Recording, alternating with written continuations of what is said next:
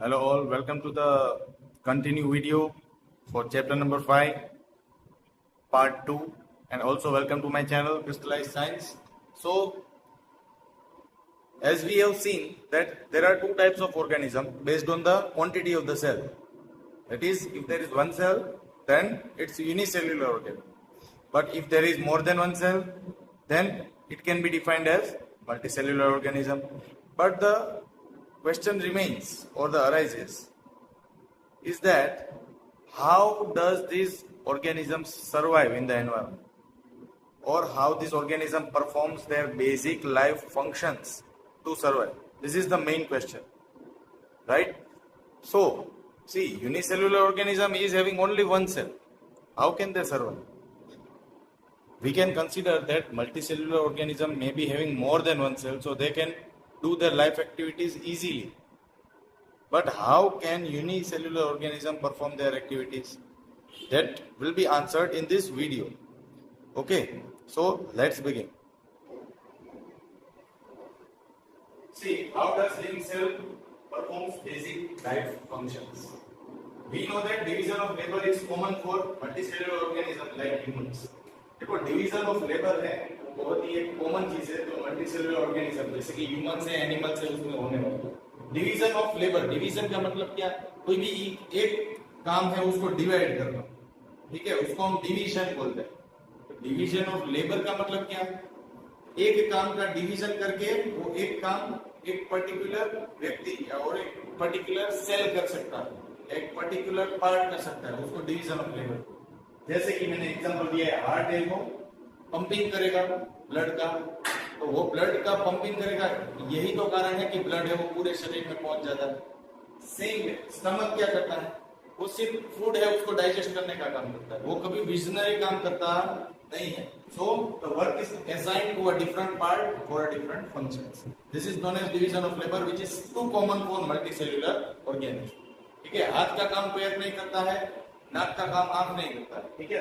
Okay, similarly unicellular organism also conducts division of labour through cell organelles. तो unicellular organisms भी division of labour process undergo करते हैं अपने अंदर। तो एक ही सेल है, उसके अंदर कई सारे पार्ट्स होते हैं जिसका नाम है सेल ऑर्गेनेल्स। वो अपना बेसिक फंक्शन कैसे करते हैं, सेल ऑर्गेनेल्स। जैसे आपने लोअर स्टैंडर्ड में पढ़ा था, माइटोकॉन्ड्रिया होता है, राइबोसोम होता है, वो सब हम डिटेल में ये चैप्टर में पढ़ने वाले हैं। So, a cell is able to live, मतलब वो जी पाता है, and perform, मतलब कि कोई भी functions को perform कर पाता है। How? Through cell organelles.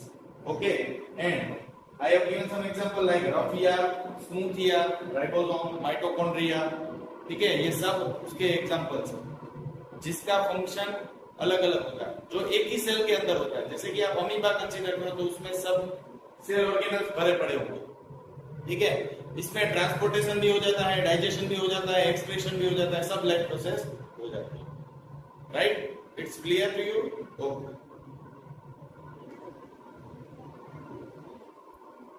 Now see, cell is made up of three parts, that is plasma membrane, cytoplasm and nucleus. You can see in the center of the cell there is a nucleus. You can see this round portion, that is known as nucleus, right. सभी nutrition है वो बाहर से आके nucleus के अंदर जाएंगे, ठीक है, और जो वेस्ट मटेरियल है वो यहाँ से आके वापस बाहर चला जाएगा, ठीक है।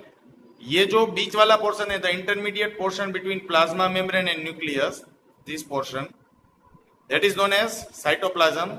ये एक ऐसा एरिया है कि जिसमें सेल ऑर्गेनल्स होते हैं। सेल ऑर्गेनल्स मतलब अभी मैंने बात की जैसे कि ribosome, mitochondria, ER that is endoplasmic reticulum, both types, right, वो सब चीजें इसमें होती है। गोल्गी एपरेटस आपको याद होगा, ये सब कुछ आपने पढ़ा था, right.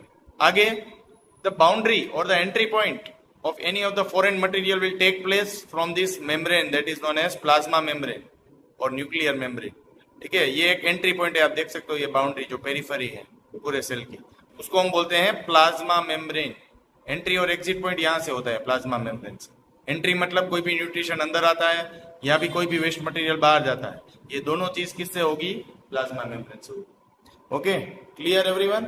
Now we will see what is plasma membrane. Plasma membrane है क्या एक्चुअली?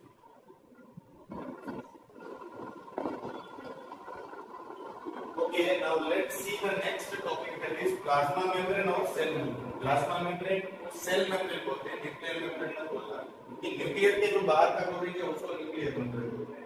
इसको पूरे सेल का मेम्ब्रेन भी बोल सकते हैं या फिर प्लाज्मा मेम्ब्रेन भी बोल सकते हैं। ठीक है, so the outermost covering of the cell which allows entry or exit, मतलब अंदर आने देता है या बाहर जाने देता है, of some material in and out of the cell. Outermost covering of the cell मतलब बाहर की एक लेयर है जो कोई भी चीज को अंदर आने देगा, जो जरूरी चीज है उसको ही अंदर आने देगा, और जो भी काम की चीज नहीं है उसको वो बाहर भेज देगा। So it is allowing the entry and exit right of the cell, जैसे मैंने पहले भी एक्सप्लेन किया था। It also prevents movement of some other materials, मतलब अंदर के जो सेल ऑर्गेनल्स है उसके लिए ये प्रोटेक्टिव लेयर की तरह काम करता है, और वो ये सेल ऑर्गेनल्स है उसको अंदर ही बाउंड करके रखता है, जिसके कारण वो बाहर ना चला जाए, या मूवमेंट है उसको प्रिवेंट करके रखता है, वही बाउंड। समझ में आ रहा है? इसलिए उसको प्लाज्मा मेम्ब्रेन और सेल मेम्ब्रेन है, उसको आप ऐसे बोल सकते हो it is guarding the cell, right? Why I am telling it is guarding the cell, because it is the allowing entry और exit for the cell, that's why. तो इसलिए मैंने लिखा है कि plasma membrane is allowing entry of food and it is disposing waste outside, और it is exit, it is making waste material or disposing waste material outside the cell. Okay, clear?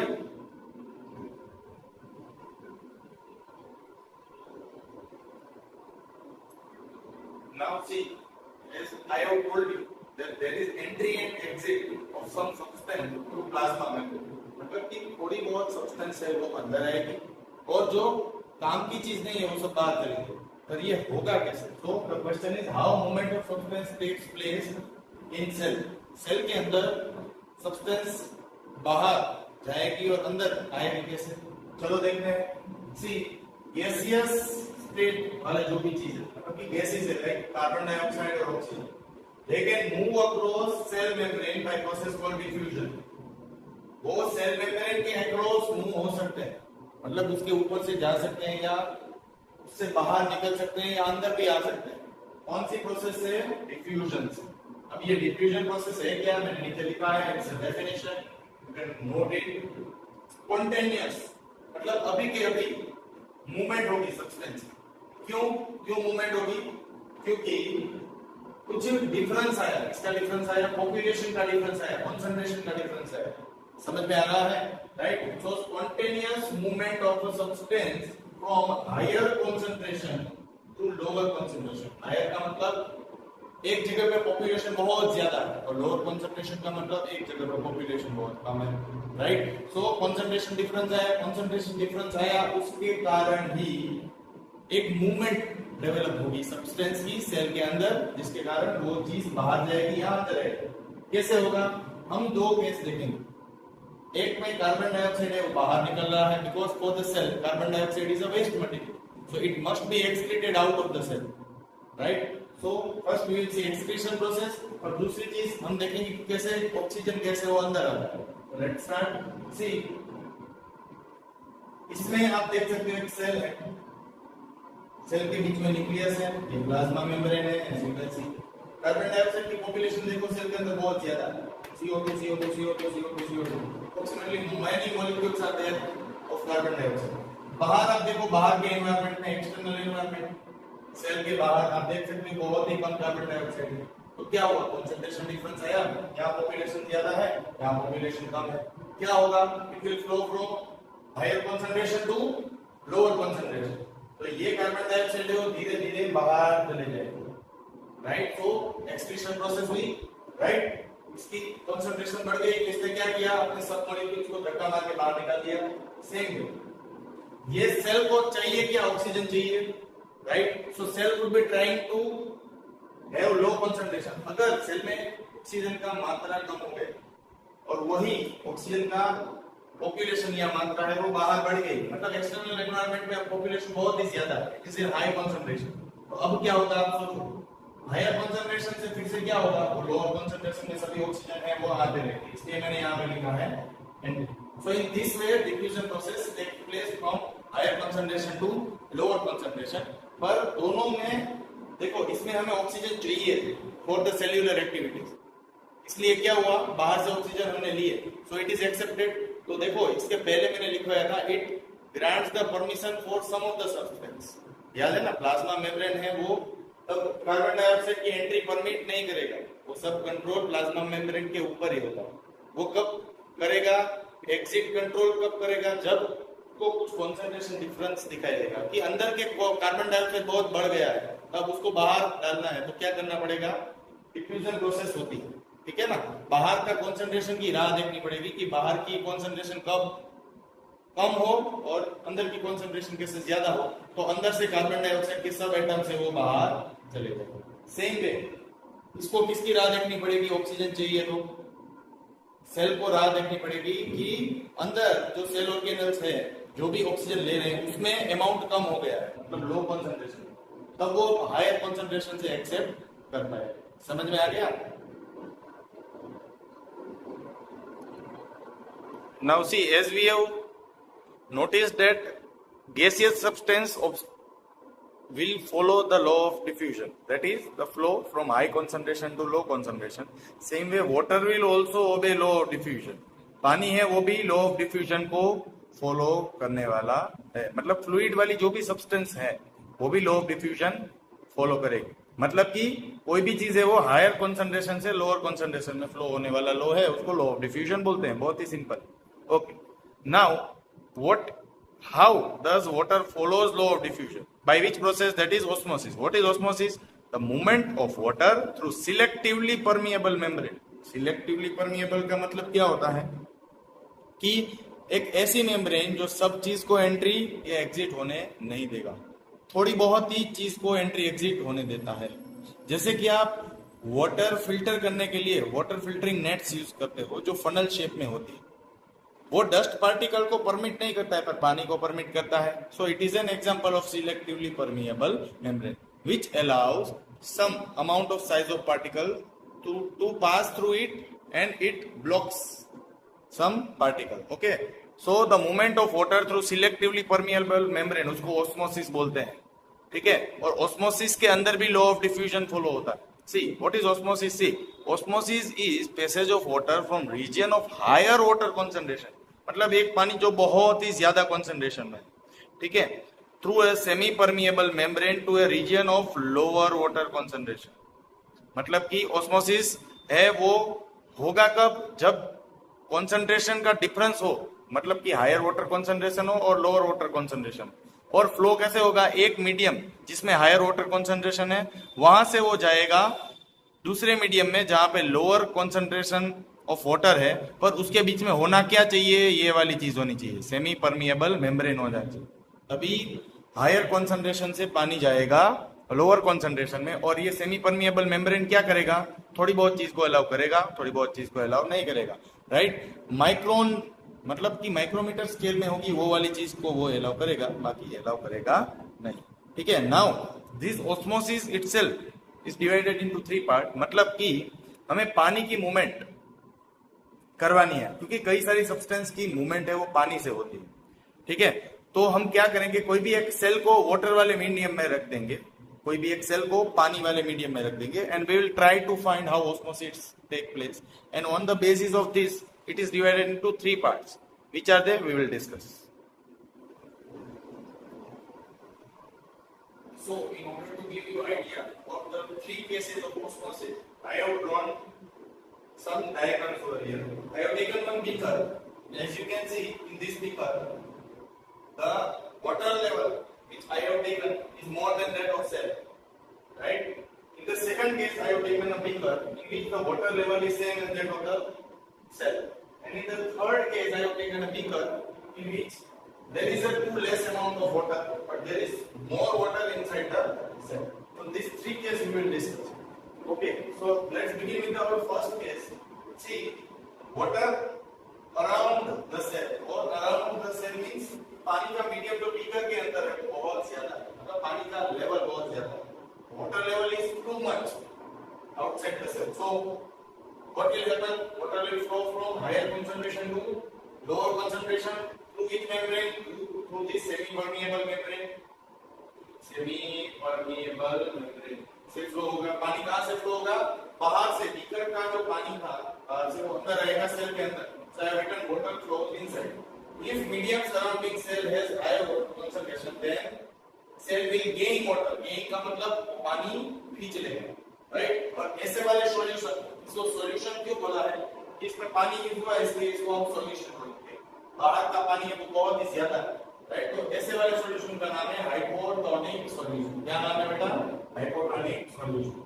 Now let's begin to the second case, that is if medium has same water concentration, तो water concentration same है, इतना बाहर है उतना ही अंदर, तो पानी flow होगा? No, because there is no concentration difference. Then how can a water flow? There will be no diffusion process, right? There will be no law of diffusion following for this case, right? So such solution is called isotonic solution. ऐसे वाले solution का नाम है isotonic solution. Why? Because there is no water flow from medium to cell or cell to medium. तो इसमें osmosis होने वाला ही नहीं, याद रखना, इसमें ऑस्मोसिस नहीं हुआ। ऐसे वाले सॉल्यूशन का नाम है isotonic solution. Okay, last but not the least, last topic है, देखो वाटर फ्लोज आउटसाइड, ऐसा नहीं लिखा। ऐसा क्यों लिखा है? ये इसका टोटली कन्वर्स केस, मतलब रिवर्स केस। आप देखो सेल के अंदर बहुत सारा पानी भरा पड़ा है, ठीक है, पर बाहर तो पानी ही नहीं, और क्या हो सकता है? जो सेल के अंदर का पानी है वो क्या करेगा? वो बाहर जाने की ट्राई करेगा। So the water will flow outside from cell to the medium, that is water medium in the beaker. So if medium has lower concentration than that of the cell, then water will move from cell to the medium. Such solution is named as hypertonic solution. ऐसे solution का नाम है hypertonic solution. तो आप बोलोगे कि sir इसमें osmosis हुआ किसका? दो केस में ऑस्मोसिस हुआ, एक यहाँ पे ऑस्मोसिस हुआ और एक यहाँ पे ऑस्मोसिस। अब क्वेश्चन निकल के ये आता है कि ये कब होगा? ये कभी भी हो सकता है, कभी भी पानी अंदर बढ़ सकता है, राइट? इट डिपेंड्स कौन सी चीज आप डिसॉल्व करना चाहते हो, कौन सी चीज आपने अंदर रखी है। और इसका एग्जांपल आपने जनरली देखा है, right? If you are soaking your dry fruits, जैसे कि रेजिन, जो द्राक्ष होती है, उसको आप अगर पानी में ओवरनाइट रखते हो तो वो रेजिन है उसकी साइज ऐसे बड़ी हो जाती है, बाहर का जो पानी है वो अंदर चला जाता है, right? And when we eat such resin, then we will find that after the blast lots of water comes up, right? So this is a example of hypertonic solution. So हम डे टू डे लाइफ में भी follow करते हैं। Hopefully आपको video अच्छा लगा होगा, so like कर दीजिए and also subscribe the channel. And if you find that this video is really knowledgeable, then do share it to your friends or the students of class 9. Thank you.